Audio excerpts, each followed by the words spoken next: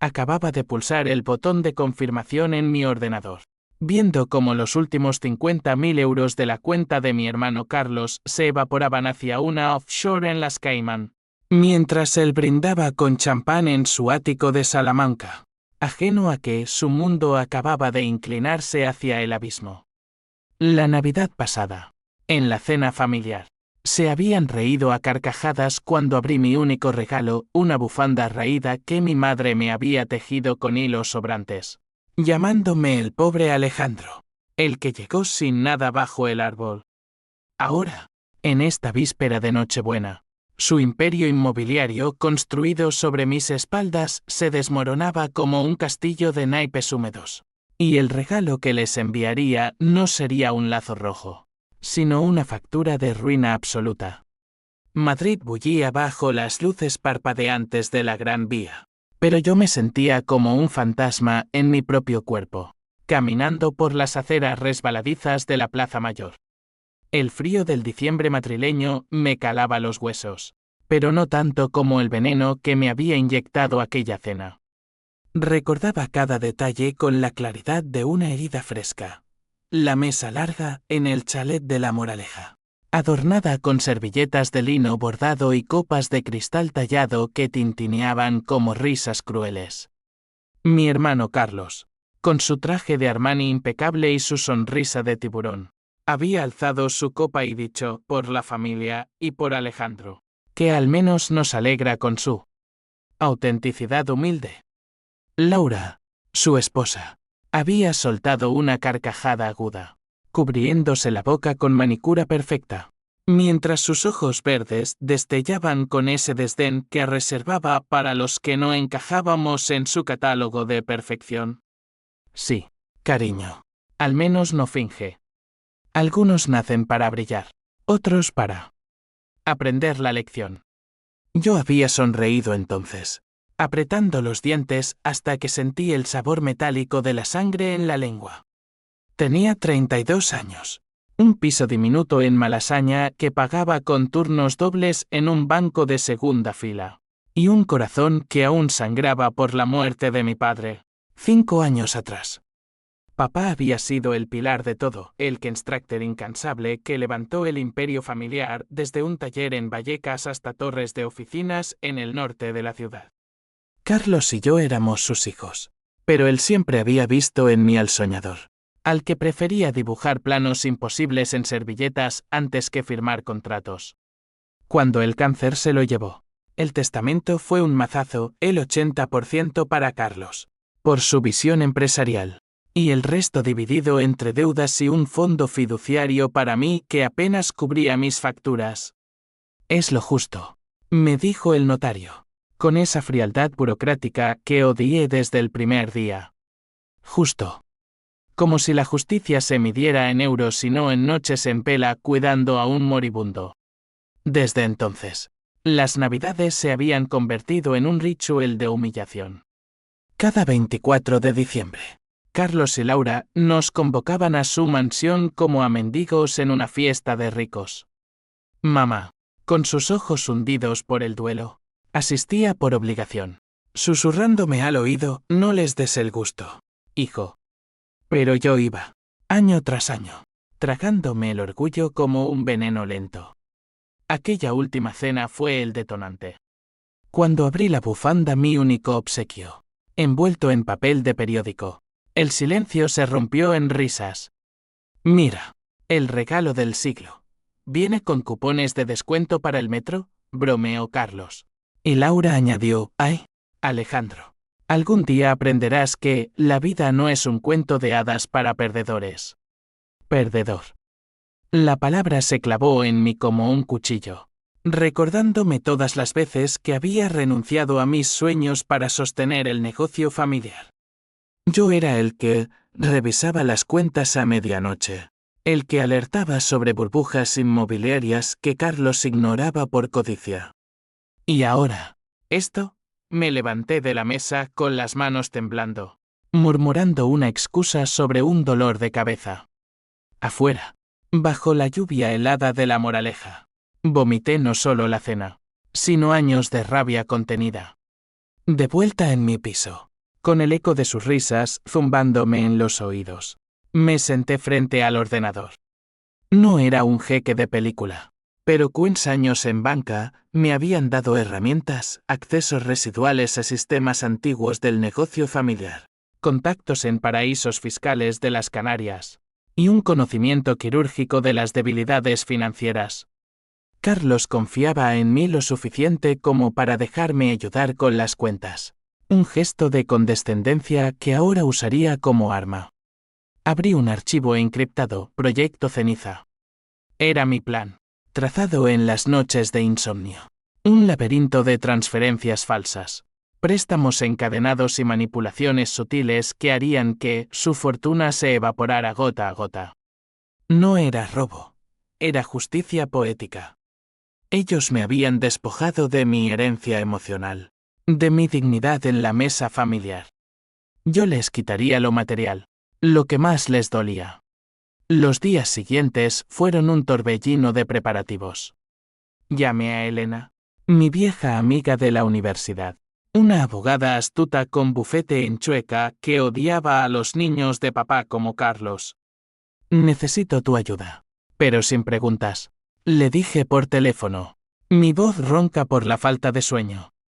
Ella rió, ese sonido grave y conspirador que siempre me calmaba.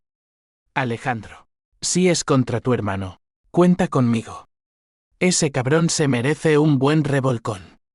Elena era mi ancla, la única que conocía fragmentos de mi dolor sin juzgarme.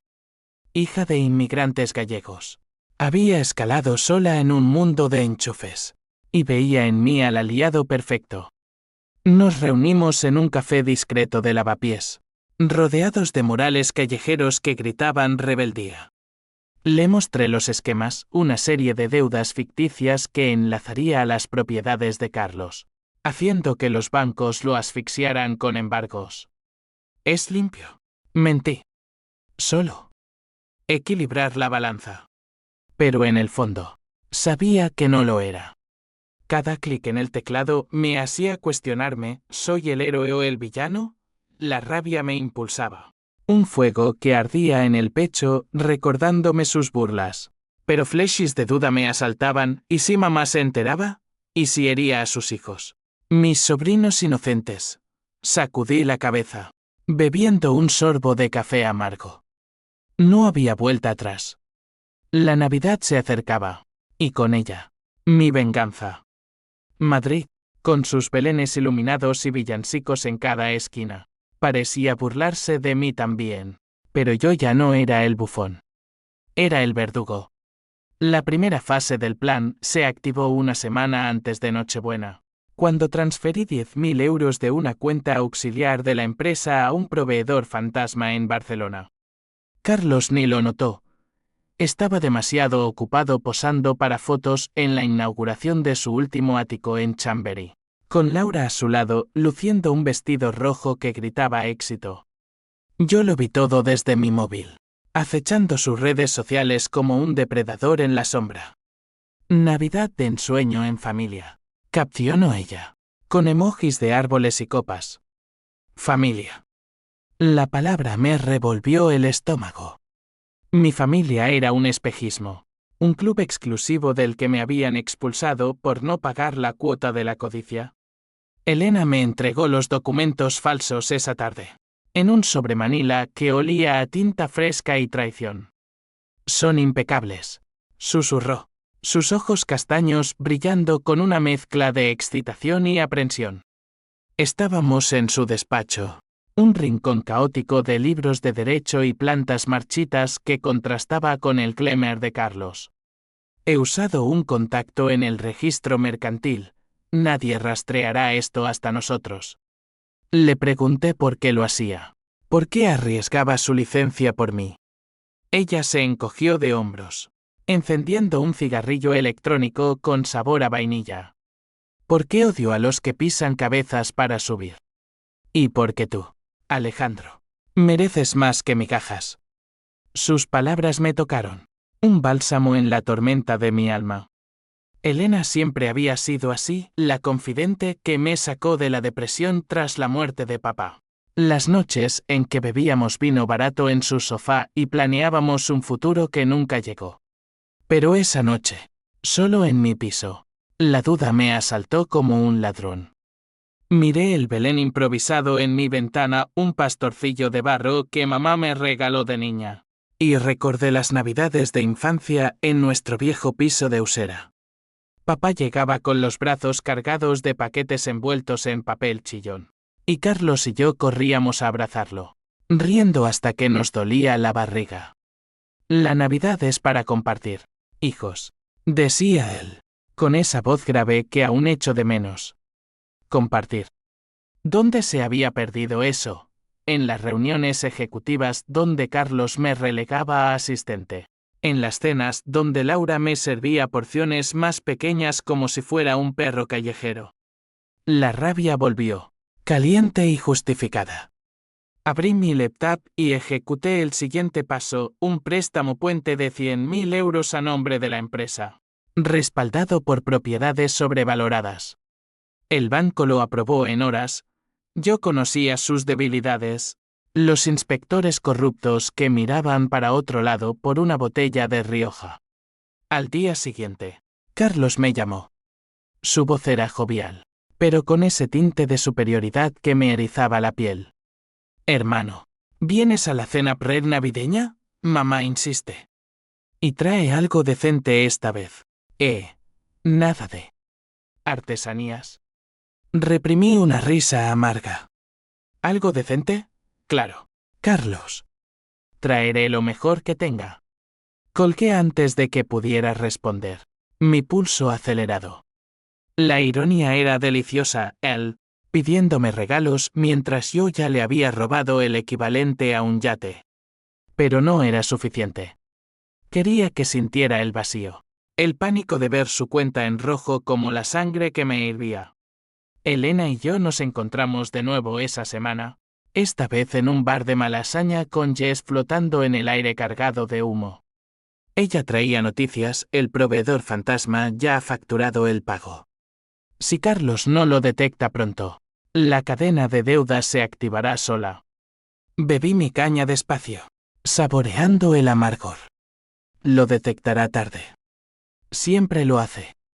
Hablamos de todo y nada, de su último caso. Un divorcio millonario, donde la esposa había escondido activos en Andorra, de mis turnos en el banco, donde fingía normalidad mientras sabotajeaba desde dentro. Pero en un momento, su mano rozó la mía sobre la mesa, un gesto fugaz que me descolocó. ¿Estás seguro de esto, Alejandro, una vez que cruces la línea? La miré, viendo el conflicto en su rostro, lealtad versus moral. Lo estoy. Ellos cruzaron la suya primero. La fase 2 cayó como una bomba sutil el viernes. Un email anónimo rastreable hasta un servidor en Latvia alertó al banco principal sobre irregularidades en las hipotecas de Carlos. No era nada grave aún, solo grietas en la fachada. Pero suficiente para que los auditores empezaran a husmear. Yo lo vi desde mi escritorio, fingiendo sorpresa cuando mi jefe mencionó problemas en el sector inmobiliario. Por dentro, exultaba. La venganza no era un estallido, era un goteo corrosivo, como el ácido que disuelve el metal lento pero inexeable. Esa noche, soñé con la cena. En el sueño, entraba en la mansión con una caja envuelta en negro, y cuando la abrían, salían serpientes de billetes falsos que devoraban su mesa. Me desperté sudando, con el corazón latiendo como un tambor de guerra. Madrid dormía bajo una manta de niebla, pero yo no. El reloj marcaba las 3, y el contador de mi plan ya había transferido otros 20.000. El final se acercaba, y con él, el clímax de mi furia. Pero en lo profundo, una voz susurraba, ¿y si el precio es demasiado alto? La ignoré. La Navidad estaba cerca, y yo traería el verdadero espíritu, el de la retribución. El sábado por la mañana, el primer aviso llegó como un trueno lejano, un embargo preventivo sobre una de las propiedades menores de Carlos en Hortaleza. Lo supe antes que él. gracias a un contacto en el catastro que Elena había untado con discreción. Me senté en mi balcón diminuto, sorbiendo un café solo mientras observaba el tráfico caótico de Fuencarral abajo. El sol de diciembre luchaba por filtrarse entre las nubes grises, tiñendo las fachadas de un oro pálido que contrastaba con la oscuridad en mi mente. Carlos me llamó a las 10, su voz teñida de pánico mal disimulado. Alejandro, ¿has oído algo del negocio? Hay un lío con un crédito. Nada grave, pero joder, justo ahora. Fingí preocupación. Mi tono calmado como el de un confesor. Dime qué pasa, hermano. Puedo revisar las cuentas desde aquí. Hubo una pausa. Ese silencio cargado donde evaluaba si valía la pena involucrar al pobre Alejandro. Bueno. Hay un desfase. 20.000 desaparecidos. Puedes echar un ojo. Colgué y reí solo. Una risa seca que resonó en el vacío de mi piso. 20.000. Solo el aperitivo. Pasé la tarde en mi ordenador, tejiendo la red más apretada, transferencias cruzadas a cuentas de testaferros en Gibraltar. Facturas infladas de subcontratistas que yo mismo había creado con software básico. Cada movimiento era un hilo en el tapiz de su caída. Y yo era el tejedor, guiado por la rabia que me consumía desde aquella cena. Recordaba el rostro de mamá esa noche, cómo había bajado la mirada cuando las risas estallaron, sus manos arrugadas apretando el borde de la mesa como si quisiera desaparecer. Ella, que había sacrificado todo por nosotros tras la muerte de papá limpiando casas en Pozuelo para pagar mis estudios. Merecía mejor. Carlos la ignoraba, enviándole cheques mensuales como limosna, mientras Laura la trataba como a una sirvienta en su propia casa. No. Esto era por ella también. Elena me encontró esa tarde en el retiro, donde paseaba para aclarar la mente entre los cipreses desnudos y los patos que picoteaban el estanque helado. Llevaba un abrigo rojo que la hacía parecer una llama en el invierno, y su expresión era una tormenta contenida. Lo has acelerado, ¿verdad? El embargo. Es tuyo. Asentí, sin arrepentimientos. Caminamos en silencio al principio.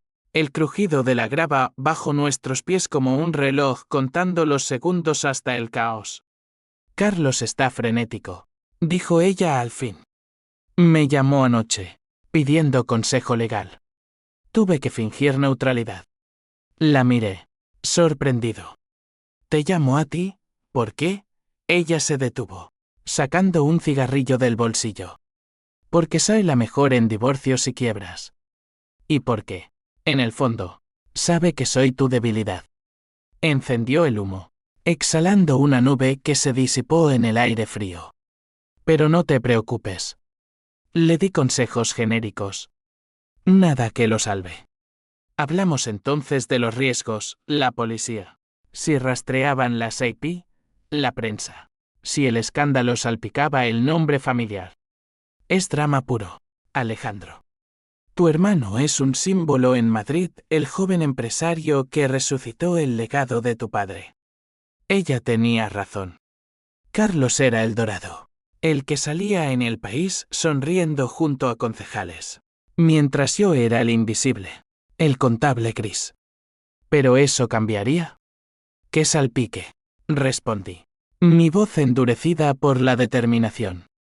Que vean cómo cae el rey. Elena me tomó del brazo, un gesto que duró demasiado, cargado de algo indefinido. ¿Y tú? ¿Qué ganas con esto? Aparte de la satisfacción, la pregunta me detuvo. ¿Ganar? ¿Dinero? No lo necesitaba. Mi vida era austera por elección ahora. ¿Venganza? Sí, pero era más profundo. Quería que admitieran que yo valía, que el pobre Alejandro había sido el engranaje esencial de su máquina. La noche trajo la segunda ola. Un socio de Carlos desertó, alertado por rumores que yo había sembrado en foros anónimos de LinkedIn. El teléfono de mi hermano debió arder, lo imaginé paseando como un león enjaulado en su salón minimalista. gritando órdenes a asistentes invisibles. Yo, en cambio, cené solo con un bocadillo de jamón, viendo It's a Wonderful Life en blanco y negro irónico. No, y riéndome de las similitudes. George Bailey luchaba contra banqueros codiciosos, yo era el banquero que luchaba contra la codicia familiar.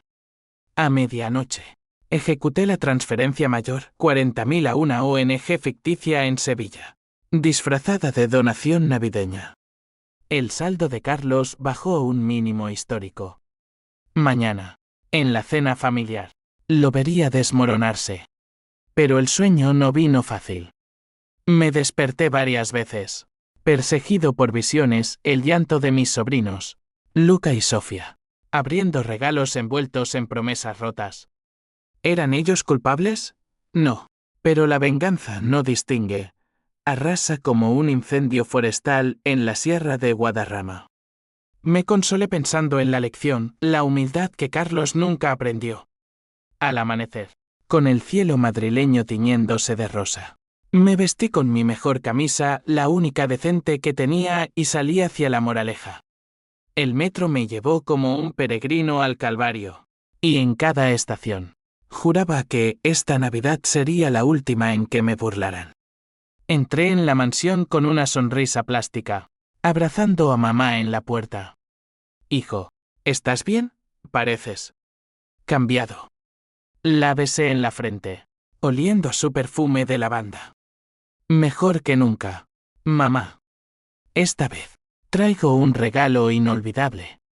La cena empezó con villancicos suaves y el tintineo de cubiertos caros. Carlos estaba tenso, sus ojos inyectados en sangre, pero aún fingía el anfitrión perfecto. Laura, con un collar de perlas que papá le había regalado, servía el cochinillo asado con sonrisas forzadas. Alejandro, ¿qué tal el trabajo? ¿Sigue la crisis en el banco? Su tono era condescendiente, como siempre. Respondí con calma, sobreviviendo. Pero hoy que tú tienes problemas mayores. El silencio cayó como una guillotina. Carlos tosió, derramando vino. ¿Qué has oído? Sonreí, alzando mi copa. Nada que un buen hermano no pueda arreglar. El juego había comenzado, y yo sostenía las cartas. La tensión en la mesa era palpable, como el humo de un puro cubano que Carlos encendió demasiado pronto, violando las reglas de Laura sobre olores en Nochebuena. Mis sobrinos, Luca de 8 años y Sofía de 5, correteaban alrededor del árbol de 3 metros, decorado con bolas de cristal soplado de Murano que valían más que mi sueldo anual. Tío Alejandro, mira mi regalo, gritó Luca, blandiendo un dron reluciente. Lo admiré, pero mi mente estaba en otra parte, calculando cómo el embargo en Hortaleza activaría la cláusula de cascada en sus préstamos, congelando activos por millones. Carlos me observaba de reojo, su mandíbula apretada bajo la barba perfectamente recortada. Hablando de arreglos. Puedes quedarte después, hermano. Hay un tema financiero que... Asentí, sorbiendo mi vino con deleite culpable. Por supuesto. Familia primero. Mamá, sentada a mi lado, me apretó la mano bajo la mesa. Sus dedos eran fríos, temblorosos, y en sus ojos vi el fantasma del duelo que nunca la soltó. No pelees con él, hijo. ¿Por mí? Susurré, no pelearé, mamá. Solo equilibraré las cosas. Ella no entendió, pero su sonrisa era un bálsamo. La cena prosiguió con platos que se enfriaban en platos de porcelana, gambas al ajillo que quemaban la lengua como mi ira, turrón artesanal de Alicante que se pegaba al paladar como mentiras pasadas. Laura intentó aligerar el ambiente con anécdotas de su club de bridge en La Moraleja. Imagínate. Perdí contra la esposa del ministro, pero su risa sonaba hueca, fracturada por las notificaciones que pitaban en el bolsillo de Carlos. Después de los postres, mientras los niños abrían regalos en el salón, paquetes que crujían como promesas vacías, Carlos me arrastró a su estudio. Era un santuario de caoba y pantallas planas, con vistas a los jardines nevados donde luces LED parpadeaban como estrellas falsas. Siéntate, gruñó, sirviéndose un whisky sin ofrecer. Yo me acomodé en el sillón de cuero, fingiendo inocencia. Es grave, Alejandro. Cuentas que no cuadran. Embargo sorpresa. Si no lo resuelvo antes de fin de año, pierdo el proyecto de AZSEA. Azca, el sueño de papá. Un rascacielos que Carlos había prometido completar como legado. Ironía cruel. Déjame ver los libros, dije, extendiendo la mano. Me pasó un iPad con archivos encriptados codificados con mi propia clave, años atrás. Mientras revisaba, ejecuté un script remoto desde mi teléfono, Queensmill más evaporados, redirigidos a una cuenta que Elena controlaba. ¿Ves algo?, preguntó, paseando como un toro en la plaza de toros. Levanté la vista. Mi expresión grave. Fraude interno. Carlos. Alguien cercano. Sus ojos se ensancharon. Un destello de paranoia. ¿Cercano? ¿Quién coño? No terminé la frase. Dejé que el pánico fermentara. Necesitarás un auditor externo. Y liquidez rápida. Él maldijo, golpeando la mesa. Joder, justo en Navidad. Laura va a matarme. Pensé en ella, en su desdén por mi bufanda, y reprimí una sonrisa. La familia te apoyará. Incluido yo. Salí del estudio con él siguiéndome como un perro herido. Y en el salón, mientras fingía jugar con Sofía tío, vuela el dron. Recibí un mensaje de Elena, fase 3 lista. Procedo. Respondí, sí. Mañana. La noche culminó en el intercambio de regalos. Mamá me dio un libro viejo de poesía de Lorca, sus páginas amarillentas oliendo a recuerdos. Para que no olvides quién eres. Carlos, con manos temblorosas, me entregó una corbata barata de Zara para tus reuniones. Y Laura, un vale de descuento para el Corte Inglés. Para que te arregles un poco. Reí por dentro. Mi regalo para ellos estaba en camino, una quiebra que los dejaría desnudos bajo el árbol. Abracé a mamá al despedirme, susurrándole, todo saldrá bien. En el metro de vuelta, con el bullicio navideño amortiguado por los auriculares, llamé a Elena. Ha mordido el anzuelo. Mañana. El golpe final. Su voz era un ronroneo, estoy orgullosa de ti. Pero cuídate. Esto se pone feo. El domingo amaneció con pánico en La Moraleja. Carlos me bombardeó con mensajes, otro embargo. Ven ya. Llegué a la mansión encontrándola en caos. Laura gritando por teléfono a su estilista cancela todo. El viaje a Ibiza se jode. Los niños confundidos en pijama. Y Carlos paseando en bata. Con ojeras como moretones. Es sabotaje. Alejandro. Algún competidor hijo de puta. Lo calmé, ofreciendo ayuda, transferencias de emergencia desde fondos familiares que yo mismo drené en el acto. Mamá me miró desde la cocina, horneando polvorones con manos que no dejaban de temblar. Hijo, ¿qué pasa aquí? Mentí, negocios. Mamá. Nada que no arreglemos. Elena llegó al mediodía, disfrazada de consultora legal. Su presencia tensó el aire. Carlos la miró con desconfianza. Tú. La amiga de Alejandro. ¿Qué sabes de esto? Ella sonrió. Felina. Suficiente para ayudarte. Pero primero, firma esto, una declaración de insolvencia temporal. Era un señuelo. Un documento que activaría la fase 4, la congelación total de activos por sospecha de lavado. Carlos firmó, sudando. Y en ese momento, sentí una punzada de algo parecido a la piedad. No por él, sino por el hombre que una vez fue mi hermano, el chico que me defendía de matones en el colegio, que juraba siempre juntos. ¿Dónde se había perdido? En el dinero, en el poder, en las burlas que ahora pagaba. La tarde se disolvió en reuniones tensas, con Elena y yo tejiendo mentiras como una red. Laura nos interrumpió una vez. Lágrimas en los ojos, esto nos arruinará. ¿Qué diremos a los niños? Miré su rostro, agrietado por el miedo. Y por un segundo, vi a la mujer vulnerable que papá admiraba. Pero recordé su risa. Y la piedad se evaporó. Dirán la verdad que nada es eterno. Al anochecer, con Carlos derrumbado en el sofá viendo cómo su cuenta caía a rojo, Elena y yo salimos al jardín. El twist viene ahora, murmuró ella, su aliento visible en el frío. Listo para el clímax. Asentí, pero en mi pecho, el corazón latía con un nuevo ritmo, no solo rabia, sino anticipación teñida de terror. Nochebuena llegó como un verdugo envuelto en luces multicolores, con Madrid entera cantando los peces en el río desde balcones adornados de hiedra y guirnaldas. Yo conducí hacia La Moraleja en un taxi prestado, mi viejo Seat estaba en el taller, víctima de mi descuido. El parabrisas empañado por la respiración ansiosa del conductor. Un marroquí que tarareaba villancicos con acento andalusí. Es noche de milagros. Amigo, me dijo, y yo quise reír. Milagros. El mío sería ver a Carlos de rodillas, suplicando por los euros que yo había exiliado a las sombras fiscales.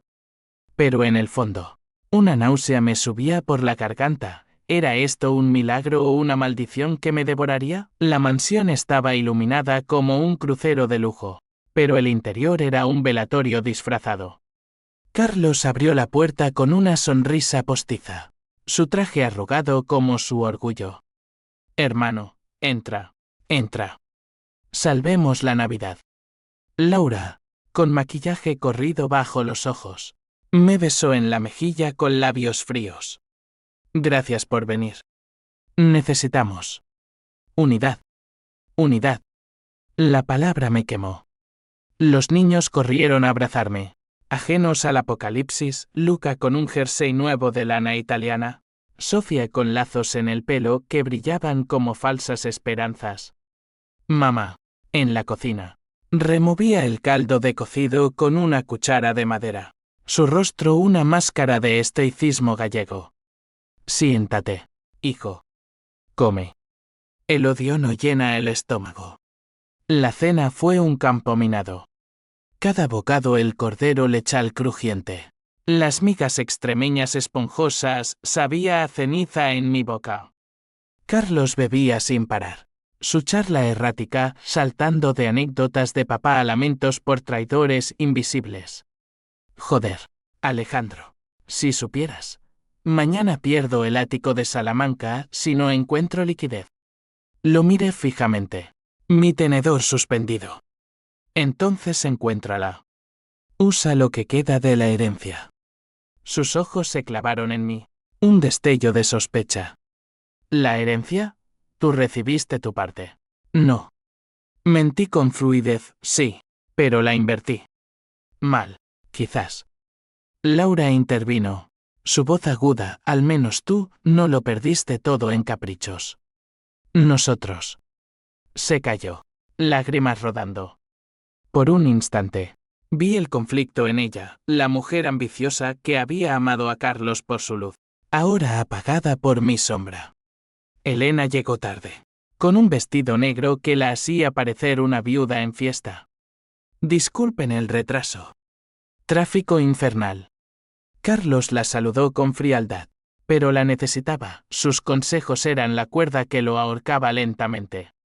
Nos sentamos todos alrededor de la mesa extendida, el Belén en la repisa parpadeando como un corazón moribundo. Los villancicos sonaban bajos desde un altavoz oculto, y cuando Luca pidió que contáramos historias de papá, el aire se espesó. Recordé al viejo en su taller, oliendo a serrín y sueños, contándonos cuentos de constructores que levantaban ciudades.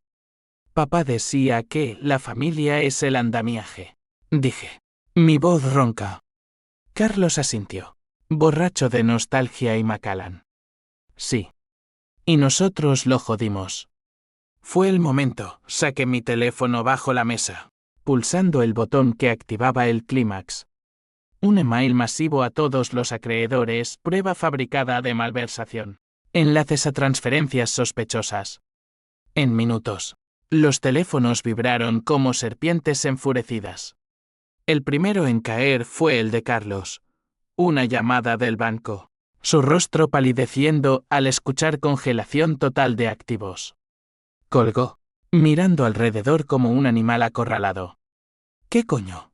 Embargo en todo, incluso la casa. Laura soltó un grito ahogado. Derribando su copa, el vino tinto se extendió como sangre sobre el mantel blanco. No, los niños. La escuela. Sofía lloró, confundida, y Luca corrió a esconderse tras el sofá. Mamá se levantó, blanca como la nieve de la sierra. Basta. ¿Qué está pasando aquí? Carlos se volvió hacia mí, ojos inyectados de furia. Tú sabes algo. Dime. Me puse en pie lentamente, el corazón martilleando. Lo sé todo, hermano. Cada euro que robaste de papá, cada burla en esta mesa. Tu Navidad sin regalos empieza ahora. El caos estalló. Carlos me agarró del cuello de la camisa, rugiendo, traidor, hijo de puta. Elena intervino, separándonos con fuerza inesperada. Calma, esto es legal. O lo será. Pero sus ojos se encontraron con los míos, y vi el pánico. Habíamos ido demasiado lejos. Laura sollozaba en el suelo, abrazando a los niños, mientras mamá recitaba Ave Marías en voz baja. Yo retrocedí, el peso de mi venganza aplastándome. Lo hice por ti, mamá. Por las risas, por la bufanda. Ella me miró, horrorizada. ¿Tú, mi hijo? El silencio que siguió fue peor que los gritos, un vacío donde el amor familiar se había evaporado. Carlos llamó a la policía entonces, balbuceando sobre sabotaje. Es él, mi hermano. Pero Elena ya había borrado rastros, sus dedos volando sobre su móvil. Salí al jardín, el frío azotándome como latigazos, y vomité en la nieve virgen. La rabia se había consumido, dejando solo náuseas. ¿Victoria? No. Solo ruinas humeantes. Y entonces, el timbre, un sobre bajo la puerta, entregado por un mensajero anónimo. Lo abrí con manos temblorosas, documentos de Elena, pero no los míos. Un twist que no vi venir. El sobre contenía una carta de puño y letra de Elena, su caligrafía elegante contrastando con el caos que acababa de desatar. Alejandro, de tanta hora. No soy quien crees. Lee el adjunto antes de que sea tarde. El adjunto era un testamento, no el de papá, sino uno nuevo, fechado 3 meses atrás. Mi mundo se inclinó. Papá no había muerto de cáncer solo, había sido envenenado lentamente por arsénico en su medicación, administrado por Carlos, bajo órdenes de Laura. Pruebas, análisis forenses ocultos. Transferencias de Carlos a un consultor médico en Toledo. Pero el golpe, Elena no era solo mi aliada. Era la hija ilegítima de papá, revelada en el testamento como heredera principal, el 20% que yo creí perdido. Y había orquestado todo para exponerlos, no para vengarme a mí. Usé tu rabia, pero el plan era mío. Tú eras el cebo perfecto. El twist me golpeó como un mazazo en la nuca. Volví al salón tambaleándome, el papel arrugado en mi puño. Carlos estaba esposado ya. Agentes de la Guardia Civil interrogándolo en el sofá. Su rostro una máscara de derrota absoluta. Es mentira. Alejandro lo planeó. Laura, con los niños aferrados a sus faldas, gritaba incoherencias. Nos lo quitaron todo. Ese bastardo y su puta abogados. Elena estaba allí, serena, explicando a los policías sobre pruebas recolectadas durante meses. Me miró. Su expresión un muro. Lo siento, Alejandro. Tenía que proteger el legado real. Mamá, derrumbada en una silla. Me tendió la mano, ¿es verdad? Tú. Negué con la cabeza, lágrimas quemándome los ojos. No todo, mamá. Pero lo empeoré. La policía se llevó a Carlos y Laura esa noche, bajo luces azules que parpadeaban como villancicos profanos.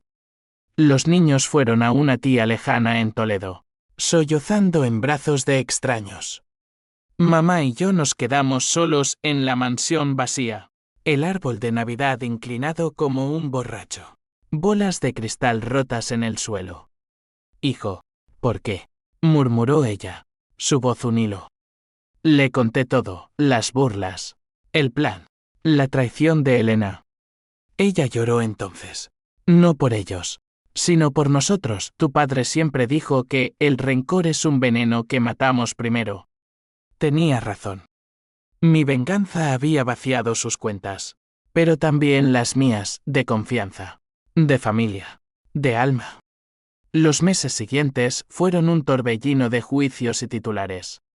El País tituló: El imperio inmobiliario madrileño cae por fratricidio financiero. Carlos y Laura fueron condenados a 10 años por homicidio y fraude, sus activos subastados para pagar deudas y víctimas. Elena heredó el núcleo del negocio, transformándolo en un fondo ético para vivienda asequible e irónico, dada mi infancia en pisos húmedos. Me ofreció un puesto: redímete, Alejandro. Ayúdame a construir. Rechacé. No soy constructor de ruinas. Me mudé a un pueblo en la Sierra de Gredos, un caserío de piedra donde el invierno es crudo y honesto. Trabajo en una carpintería local, tallando muebles con manos que aún tiemblan a veces. Mamá viene los fines de semana, trayendo polvorones y silencio compartido. Hablamos de papá, de navidades pasadas, y poco a poco, el veneno se diluye. Escribo cartas a mis sobrinos, prometiendo visitas cuando crezcan. Carlos me escribe desde la cárcel: hermano, perdóname. Era el miedo. El vacío tras papá. No respondo. El perdón no es mío para dar, es de los que reconstruyen. Esta Navidad, en mi cabaña solitaria, enciendo un Belén simple, figuras de barro bajo una bombilla desnuda. No hay regalos lujosos, solo paz ganada a pulso. Madrid queda atrás, un sueño febril de luces y sombras. Y cuando canto Noche de Paz con voz ronca, sé que la verdadera venganza no fue vaciar cuentas, sino llenar el vacío con algo real, la lección de que el odio quema, pero el tiempo cura. Si vuelvo a la ciudad algún día, no será por rencor. Será por cerrar el círculo, por una última cena donde nadie se ría del pobre Alejandro. Porque ahora, soy libre.